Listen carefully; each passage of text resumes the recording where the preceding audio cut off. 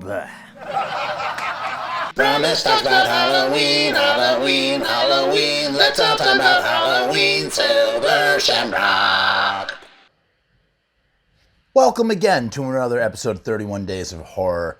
Today's movie spirals around the Saw franchise. So sorry, so bad. That was so bad. Saw is one of those franchises that's similar to Nightmare on Elm Street and the Friday the 13th series, for years, consecutive years, boom, boom, boom, boom, boom, one movie every year, new one, and then it just sort of fizzles out, and then of course you get the eventual reboot or, another one comes along, something like that. I feel like Saw is the last franchise to really do that in a very long time. And it just happened last year. It was last year or the year before that. They have spiraled the book of Saw. So we had the final Saw, just like we had the final Friday or the final Freddy. We've had Freddy's Dead. We've had Jason Goes to Hell, the final Jason, blah, blah, blah, blah, blah, blah, blah. It's never ending. You know why I respect Don Mancini and the Chucky Child's Play series? Because they don't mess around. They don't reboot. They don't say we're ending. They just wait a really long time, then they go out there and they do another one and another one. And they're always interesting and fresh. Although the last two were not. The last two are so-so. I like the remake though, but the remake had nothing to do with that. Point being is that they're always just sort of continuing the series. In any case, Saw, they redo Saw. I like the hook. It's aimed at police officers. It's kind of like a police officer whodunit. In a weird kind of way, it has a little giallo flavor with the mysteriousness of the whodunit. Same thing, in the vein of Scream, in the vein of all those Italian murder mysteries. It's just really sort of drives your curiosity a little bit if you don't see it coming from a mile away. It also was a super random, weird choice. This is a Chris Rock vehicle. Kind of weird to think that Chris Rock was I want to reboot Saw. I want to do a new Saw movie, which, I'm totally open to. No issue with that. But just kind of seems a little bit out of left field. Just the way that Samuel L. Jackson plays Chris Rock's dad.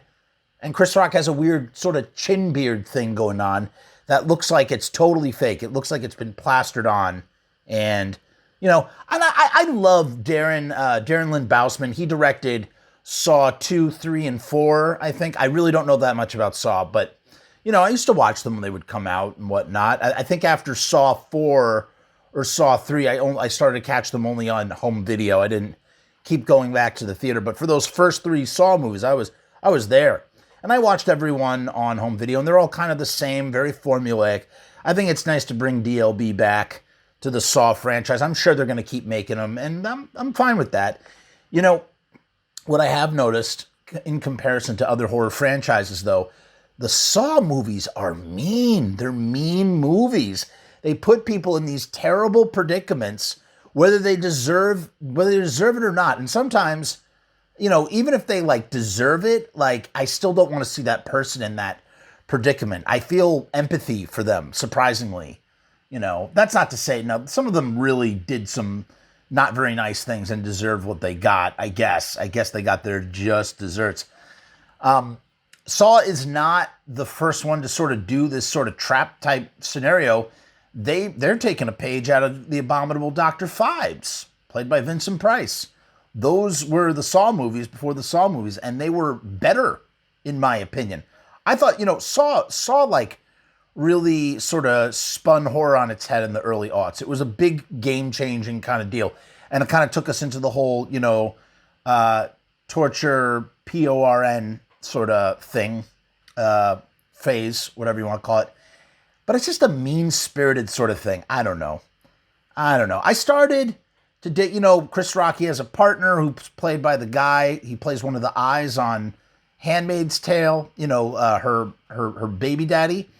And I'll just call him Baby Daddy because I don't remember his name. And I'm kind of getting some fun buddy cop vibes from them. A little bit. It's kind of again, just the way that Predator 2 does the Lethal Weapon thing. I kind of got there's a little tinge of trying to do that, but not succeeding. Not like Predator, not like the way Predator 2 did. But it was an interesting angle to target cops and like a corrupt police force, because that's the thing about, you know, Jigsaw's message was always sort of revolving around, hey, like, value your life. He just went about it in a really like kind of cruel, sadistical sort of way, you know? What else can I say? You know, the thing about Chris Rock as the lead, he's a little inconsistent here. Like he goes from being like a real asshole to kind of being tender, and it's just never consistent. And the same thing with Samuel Jackson. It's so weird to think that he is his dad. They just don't seem like father and son. I don't know why. It didn't fit well for me. It did not fit well. There is a moment where they are standing in front of a skinned body, and like some forensic cop comes up to Chris Rock and goes, "He was obviously skinned." Like, actually, like, no shit, motherfucker. Of course he's skinned. Thought that was pretty funny. I called it from a mile away that the partner was Jigsaw, because his skinned body, we never see him. That's the thing about the Jigsaw traps, is we'll see the aftermath and then we see how they got in the situation in the first place. We never see that with the partner. I mean, that's just the biggest red flag of a red herring I ever saw. So it was obviously going to be the partner.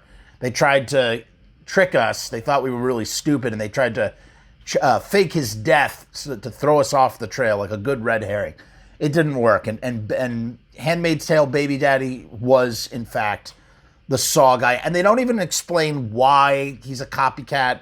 Like, they explain why he has a beef against the Force.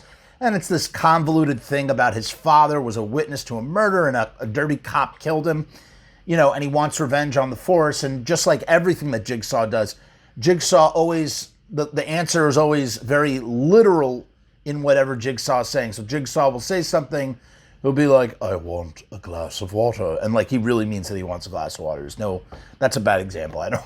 But you know what I'm talking about? I remember there was one of the Jigsaws where he was holding a kid hostage, and the father was a cop, and he's like, "I promise you, the boy is safe." And the kid was literally in a safe in that room on an oxygen tank. So I thought that, you know, that's just kind of like the literalness, and they carry that over with Handmaid's Tale Baby Daddy and the partner. But you know, that's the rule of thumb. If you don't see someone die, then they did not die. Always, in any movie. There's only one exception, and that's Stannis Baratheon in Game of Thrones. Supposedly he dies. He really does die when what is her name? Lady Brienne, I think it is. When she, you know, the giant woman, when she runs him through off screen, we don't see the sword come down on him. And for a show as bloody as Game of Thrones, you would think that would be, you know, that would just be there. Very obvious. I don't know. But, you know, everything that Jigsaw says in general is kind of eye-rolling. So you got to take him at face value. I thought that the worst death by far, I mean, a lot of the deaths, they were all gruesome, man. The tongue and the fingers. But I thought the hot wax suffocation versus severing your own spinal cord and being paralyzed was really bad. That was really terrifying to me. I thought that was pretty horrible. And, you know, I figured right then and there it had to be a cop, because, you know, if they're getting access to the cold case department in the police station, obviously it's going to be a cop, and obviously it's going to be the partner. And, you know, there's so many moments here that the tone is so, like, off that anything that's supposed to be serious and dramatic actually comes off of funny.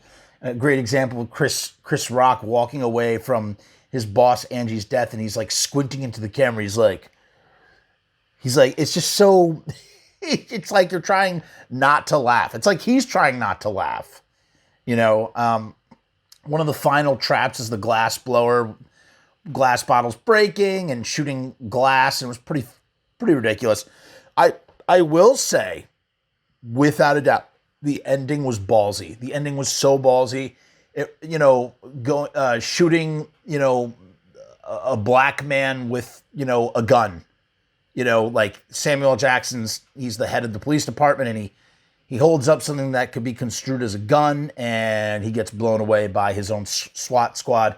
And, you know, I'm sure that was Chris Rock's, you know, Chris Rock has done a lot of a lot of his comedy is around, is racial commentary. And so really good stuff. A lot of it really good stuff. And I'm sure that he wanted to inject that in there as well. It's very reminiscent of Night of the Living Dead, which we're going to talk all about on Tuesday. Oh boy, it's going to be a big thing. All right, that's it. We'll see you in 2 seconds for the next review because I did these back to back.